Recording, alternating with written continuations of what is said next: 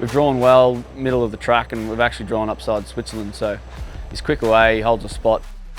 I believe, you know, we've come on, and I'm sure Switzerland has too. So it's what you want for racing. You know, Group 1 races, well-bred colts. They're pretty much the stars of their generation over a sprint trip, and hopefully, you know, they're fighting it out.